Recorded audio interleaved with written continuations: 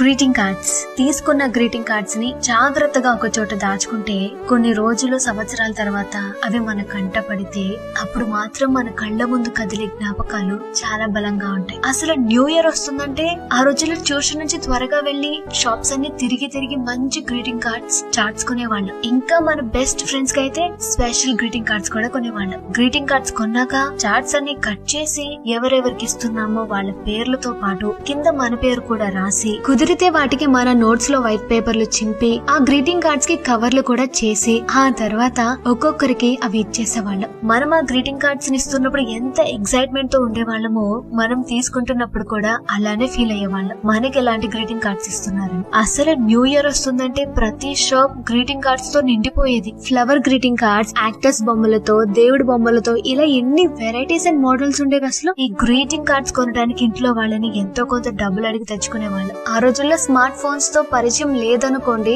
అందుకే చుట్టూ ఉన్న మనుషులతో పరిచయాలు ఎక్కువ. మనమే వెళ్లి ప్రతి ఫ్రెండ్ కి, క్లాస్మేట్ కి గ్రీటింగ్ కార్డ్స్ ఇచ్చేవాళ్ళం. ఆ రోజు స్కూల్ అయిపోయేసరికి చూసుకుంటే మన దగ్గర ఫ్రెండ్స్ ఇచ్చిన గ్రీటింగ్ కార్డ్స్ బోలెడన్ని ఉండేవి. ఇప్పుడు అలా గ్రీటింగ్ కార్డ్స్ ఇచ్చుకోవడం చాలా తక్కువైపోయింది అనుకోండి. ఏదైతేనే గ్రీటింగ్ కార్డ్స్ కి సంబంధించి మనకి కూడా చాలా మంచి మెమరీస్ ఉంటాయి మనందరి లైఫ్ లో. ఏమంటారు?